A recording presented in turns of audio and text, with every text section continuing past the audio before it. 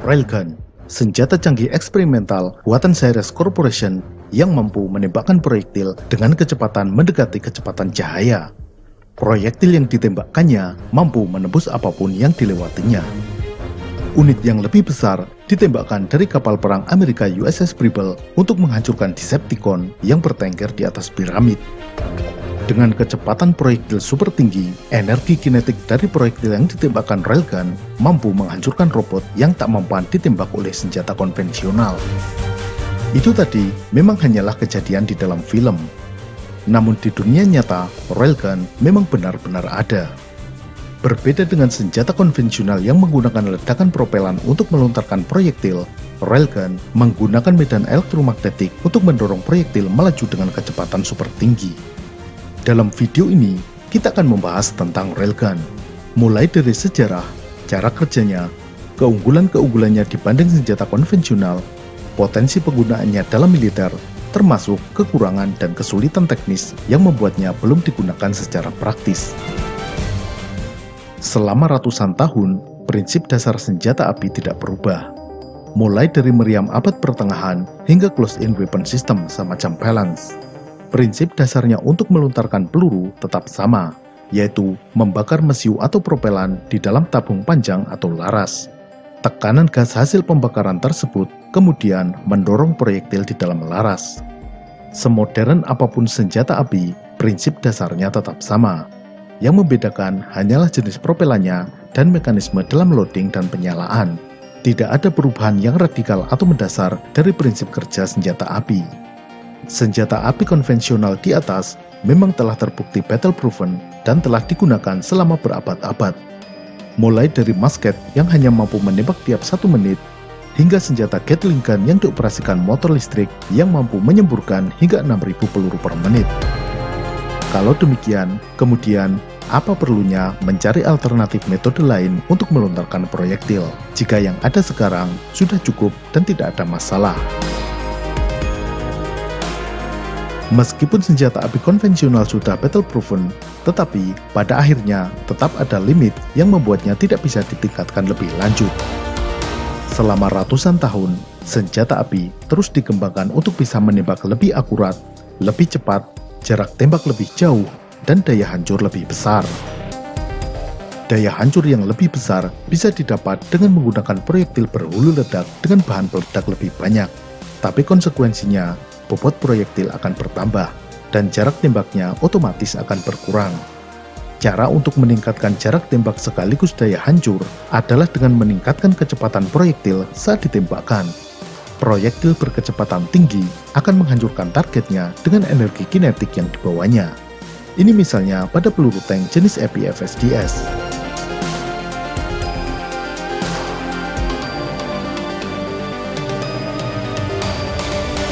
Nah, ketika berusaha meningkatkan kecepatan proyektil inilah, senjata api menemui batasnya. Kecepatan proyektil yang ditembakkan pada akhirnya dibatasi oleh kecepatan maksimal dari ekspansi gas di dalam laras. Kecepatan ekspansi gas maksimal di dalam pengujian laboratorium adalah 1.800 meter per detik. Dalam kondisi ideal dan propelan khusus, bisa mencapai 3.900 meter per detik. Namun, dalam tekanan yang tidak mungkin bisa diaplikasikan secara aman. Ini berarti kecepatan maksimal proyektil yang didorong jauh di bawah itu. Dalam pengujian eksperimental, kecepatan maksimal proyektil dari senjata konvensional sulit mencapai lebih dari 2000 meter per detik. Analoginya seperti ini, kecepatan lari kuda adalah kecepatan ekspansi gas, sedangkan kecepatan kereta yang ditarik kuda adalah kecepatan proyektil. Jika kecepatan lari kuda maksimal 80 km per jam, maka kecepatan maksimal kereta kuda tentunya jauh di bawah itu, mungkin hanya 40 km per jam. Menambah jumlah kuda memang bisa sedikit meningkatkan kecepatan, tapi tidak akan mungkin melampaui kecepatan maksimal lari kuda. Meskipun kereta ditarik 100 kuda, kecepatannya tidak akan mungkin bisa melebihi 80 km per jam. Begitu juga dengan menambah jumlah propelan, tidak akan bisa membuat kecepatan proyektil melebihi kecepatan maksimal ekspansi gas. Maka dari itu, untuk melampaui limit kecepatan tersebut, harus dicari metode lain untuk mendorong proyektil. Salah satu caranya adalah dengan menggunakan medan elektromagnetik yang kemudian dikenal dengan nama railgun. Diberi nama railgun karena terdapat dua batang konduktor yang berfungsi sebagai rel tempat proyektil meluncur. Railgun sebenarnya bukan penemuan baru. Prinsip dari railgun sudah ditemukan pada masa Perang Dunia Pertama. Seorang inventor Perancis, André-Louis Octave Jean-Philippe, pada tahun 1917 membuat model skala kecil railgun. Kemudian, ia ditugaskan oleh pemerintah Perancis untuk membuat meriam elektrik dengan kaliber 30 hingga 50 mm. Namun, pada saat Perang Dunia berakhir, proyek ini ditinggalkan. Pada tahun 1919, Jean-Philippe kemudian mempatenkan penemuannya di Amerika dengan judul Electric Apparatus for Propelling Projectiles. Selanjutnya, pada Perang Dunia Kedua, Joachim Hansler dari Jerman merancang railgun yang bisa digunakan sebagai senjata anti pesawat. Dalam rancangan tersebut, railgun untuk senjata anti pesawat itu mampu menembakkan proyektil berkecepatan 2000 meter per detik. Tetapi, rancangan itu tidak pernah benar-benar dibuat hingga akhir perang. Pasca Perang Dunia, ide mengenai railgun menarik minat banyak pihak dan penelitian dilakukan selama bertahun-tahun.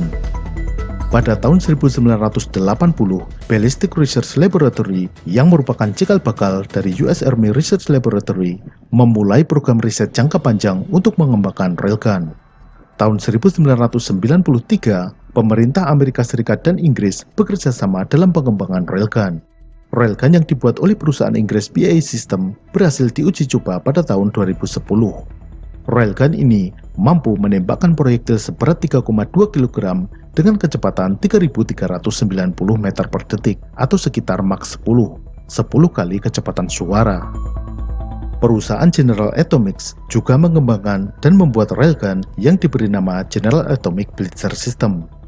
Railgun ini juga telah diuji coba pada tahun 2010, menembakkan proyektil Streamline Discarding Sebu yang dirancang oleh Boeing Phantom Works. Dalam pengujian, proyektil ini masih mampu mencapai jarak 7 km setelah menjebol plat baja setebal 3,2 mm.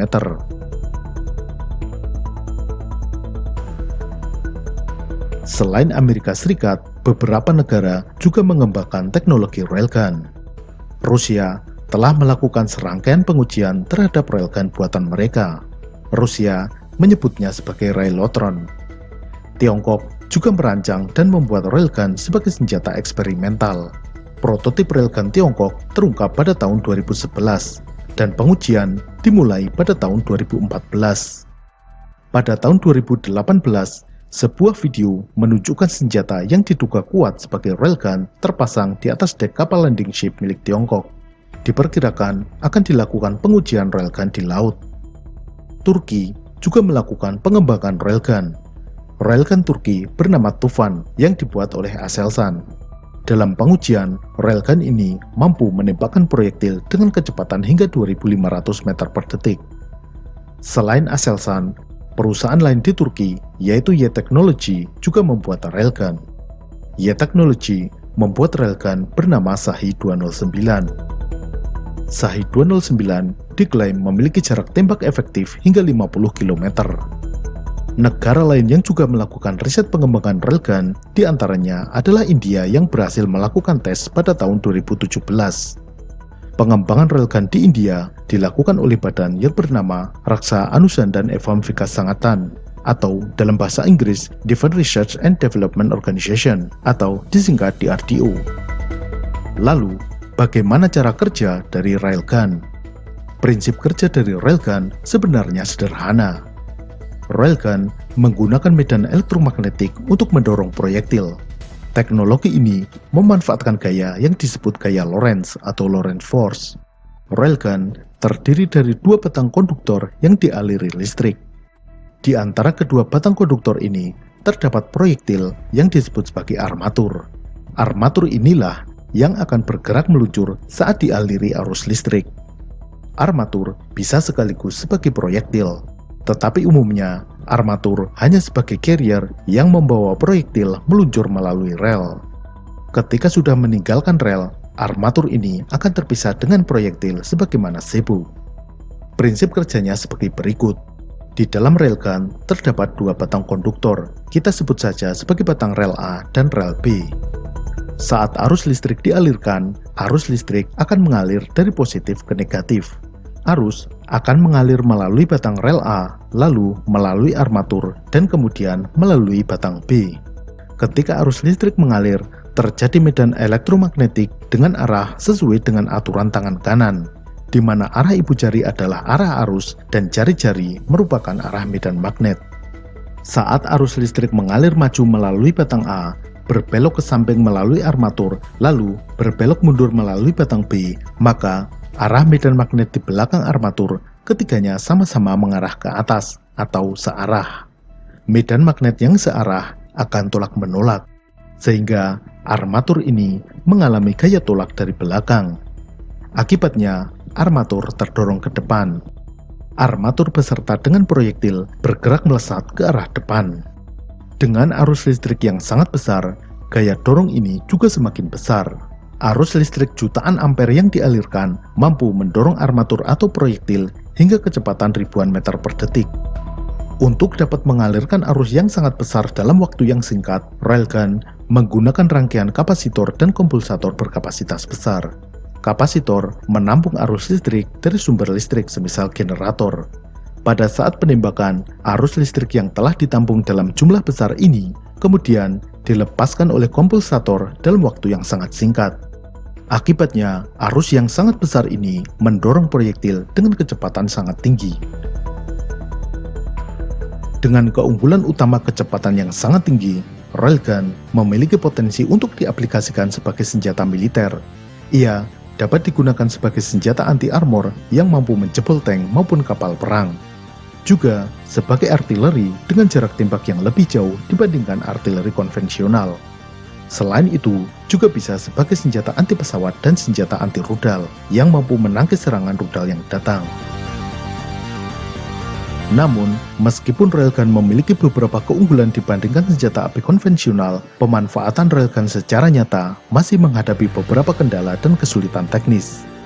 Di antara kendala yang dihadapi teknologi railgun adalah yang pertama, terkait sumber tenaga listriknya. Untuk dapat mendorong armatur yang membawa proyektil hingga kecepatan di atas 2000 meter per detik, dibutuhkan arus listrik yang sangat besar.